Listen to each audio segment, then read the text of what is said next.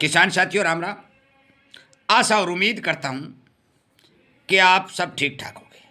साथियों, आप सभी को पता है कि कुछ समय पहले सरकार ने एक नारा दिया था कि इतने समय में किसान की आमदनी दुगनी हो जाएगी। मैं आपको बता देना चाहता हूं भी किसी को भी इस बात का पता नहीं है भी सरकार के पास कौन सा ऐसा फार्मूला था कि किसान की आमदनी इतने थोड़े समय में दुगनी हो जाती है। परंतु वो फार्मूला मैं आज बताने जा रहा हूं। एक रिपोर्ट जो निकल के आई है वो रिपोर्ट आपको पढ़कर सुनाने जा रहा हूं कि आपकी आमदनी कितनी दुगनी हुई, आपके खेत के अनाज के कितने पैसे आपको ज्यादा मिले। मैं बता देना चाहता हूं कि सरकार को स्कीम बताकर, प्रोग्राम बना करके जितने अफसर लोगों ने जो रिपोर्टें दी उनका मैं धन्यवाद करता हूं कि सरकार ने किसान की आमदनी दुगनी करने का फार्मूला क्या अपनाया। परंतु साथियों, एक बात आपको ध्यान रखनी होगी कि सरकार ने भारतीय किसान की आमदनी दुगनी करने की बात नहीं कही थी। सरकार ने कही थी कि विदेशों के किसानों की आमदनी दुगनी हो जाएगी, और वो हो गई। कैसे हुई, वो फार्मूला कैसे लागू हुआ, ये पूरा मैं पढ़ के सुनाने जा रहा हूं। वीडियो पूरा सुनना। और इसीलिए कहता हूं, एक एक जानकारी किसान हित में आपको सावधान और सचेत करने के लिए इस चैनल के ऊपर बताई जा रही है। किसान की आवाज को दिल्ली की कुर्सी तक पहुंचाने के लिए पुरजोर कोशिश की जा रही है। व्यापारी को, उद्योगपति को बचाने के लिए कड़ी मेहनत करके, रिपोर्टें निकाल करके सरकार को जगाने की कोशिश की जा रही है। और आपसे विनय निवेदन किया जा रहा है कि आप इस चैनल को ताकत दें, हमारी आवाज को पहुंचाएं, दिल्ली की कुर्सी तक पहुंचाएं, ताकि विदेशी किसानों की आमदनी दुगनी करने के बजाय भारतीय किसानों की आमदनी दुगनी करने पर काम किया जाए। यह किस तरह किया गया, यह सुनिए। एक रिपोर्ट निकल के आई है, और तभी जो विदेशी, अमेरिका जैसे देश जो लोग हैं वो भारत के अंदर अपना सामान बेचने के लिए भारतीय सरकार पर दबाव बना रहे हैं। अब देखिए हुआ क्या है, मैं आपको संपूर्ण पढ़कर सुनाना चाहता हूं। किसानों के हित में अमेरिकी उत्पाद न खरीदना सरकार का साहसी कदम है। लेकिन यह स्थिति कैसे आई जबकि लगातार जरूरत से ज्यादा अनाज पैदा हो रहा है। सुनिए, ये कह रहे हैं कि भारत के अंदर जरूरत से ज्यादा अनाज पैदा हो रहा है। क्यों भारतीय कृषि उत्पादों का निर्यात पिछले 7 साल में आयात के मुकाबले घट गया है। ये भी कह रहे हैं कि पिछले 7 साल में जो भारतीय वस्तुएं विदेशों में जाती थी वो नहीं जा रही हैं। 7 साल के मुकाबले घटता गया है। ट्रंप का अमेरिकी कृषि उत्पाद खरीदने का दबाव विगत मार्च से शुरू हुआ, लेकिन इसके पहले के 7 वर्षों में कृषि निर्यात आयात में अंतर कम होता गया, यानी हमने बेचा कम और खरीदा ज्यादा। एक तो ये कह रहे हैं कि भारत के अंदर अनाज बहुत पैदा हो रहा है, एक ये कह रहे हैं, एक ये बेच कम रहे खरीद ज्यादा रहे। वर्ष 2018-19 में भारत का कुल कृषि निर्यात 39.2 अरब डॉलर था और आयात 20 अरब, यानी आधा। निर्यात 40 अरब डॉलर के लगभग और आयात 20 डॉलर की। भी आधा सामान हम बाहर से खरीदते थे, परंतु आधे से ज़्यादा हम विदेशों को बेचते भी थे।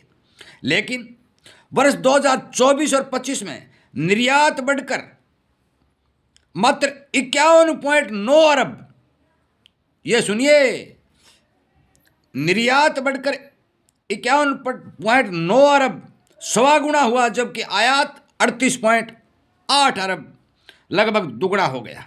यह स्थिति बीच के 2 वर्षों को छोड़कर लगातार बनी रही, यानी भारतीय किसानों का कृषि उत्पाद या तो विश्व बाजार में महंगा होने के कारण नहीं बिका, या फिर सरकार ने देश में महंगाई रोकने के लिए इसके निर्यात पर रोक लगा दी। ये मैं नहीं कह रहा हूं, ये रिपोर्ट कह रही है, ये दिखा रहा है, ये रिपोर्ट कह रही है। रोक लगा दी लगातार 2-3 वर्ष। अगर चावल के निर्यात को सरकार रोक कर रखेगी तो किसान खुशहाल कैसे होगा। निर्यात पर रोक के कारण किसानों का टैक्स ऑफ ट्रेड नकारात्मक होने लगा। कहने के तो किसान को कई तरह की सब्सिडी दी जाती है, लेकिन जब उनका उत्पाद विश्व बाजार में ज़्यादा कीमत पाने पर लगता है तो निर्यात रोक दिया जाता है।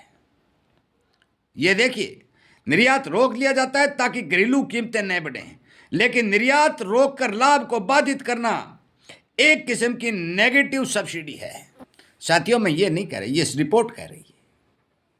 मैं बता देना चाहता हूं कि भारत ने पिछले 18 और 19 सालों से दुगना आयात भारत के अंदर ठोक दिया। एक रिपोर्ट में यह लिखा गया कि भारत के अंदर पर्याप्त अनाज हो रहा है, तो फिर मटर, पीली मटर क्यों मंगाई गई? सोयाबीन का तेल क्यों मंगाया गया? पाम ऑयल क्यों मंगाया गया? चना क्यों मंगाया गया? कनेला तेल क्यों मंगाया गया? और अब रुई कपास क्यों मंगाई जा रही है? ये क्यों मंगाई जा रही है? ये इसलिए मंगाई जा रही है कि सरकार ने यह बात कही थी कि आगे आने वाले समय में हम किसानों की आमदनी दुगनी कर देंगे।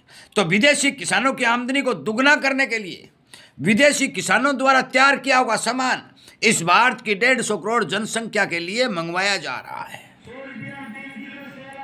साथियों, एक आवाज लगाने वाला बाहर घूम रहा है, वो कह रहा है 100 रुपए के 3 किलो सेब। अब ये देखिए, सेब की कीमत जानकर देखिए, जो यहां 30 रुपए किलो बेच रहा है, बाजार में वो किसान के सेब 5 और 7 रुपए बिके होंगे। हो गई किसान की आमदनी दुगनी। बता देना चाहता हूं, लगातार मैं मांग कर रहा हूं कि आप आवाज उठाइए, सरकार को अपनी आयात नीति बदलने पर विवश कीजिए ताकि किसान को ठीक भाव मिल सके। विदेशी किसानों के बड़ी बड़ी कंपनियां जो विदेशों से एक्सपोर्ट और इंपोर्ट का काम करती हैं, उनके लिए सरकार लगातार काम कर रही है और उस काम के चलते भारतीय किसान को मार पड़ रही है। ये रिपोर्ट बता रही है कि आयात बढ़ चुका है, भारतीय किसान के माल को निर्यात बाधित करके रोक दिया गया है, तो फिर भाव कहां से मिलेगा? साथियों, मेरा आपसे विनय निवेदन है कि मैं इसी तरह की जानकारी इस चैनल के ऊपर अपलोड करके इस जागरूकता अभियान रूपी चैनल को व्यवस्था से सही से सच्चाई के रूप में चला रहा हूं। आप इसका समर्थन करें, संख्या बल को बढ़ाएं, अपनी आवाज को सोशल मीडिया पर ताकत दें। एक समय था केजरीवाल को दिल्ली का मुख्यमंत्री बनाने वाला सोशल मीडिया था, कहीं प्रचार नहीं हुआ। बहुत बड़े बड़े काम सोशल मीडिया ने किए हैं, परंतु किसान का काम, किसान की आवाज को बुलंद न होने के कारण अधर में अटका हुआ है। आज किसान को खाद नहीं मिल रही है, आज बीज नहीं मिल रहा है, आज पानी नहीं मिल रहा है, दवाई नहीं मिल रही है। तमाम समस्याएं किसान के पास हैं और किसान के अनाज का निर्यात भी सरकार द्वारा रोका जा रहा है, तो फिर भारतीय किसान की आमदनी दुगनी होने की बात कहना एक बेईमानी होगी। आज घी के दाम बढ़ रहे हैं, किसान का दूध मुफ्त में मिल रहा है, पानी के भाव दूध दिया जा रहा है, आमदनी बढ़ने का हवाला दिया जा रहा है। यही हाल दूध और घी का है कि विदेशों का दूध, विदेशों से घी, सब कुछ भारत के अंदर आयात होकर के आ रहा है और भारतीय सिस्टम को चौपट होता दिखाई जा रहा है।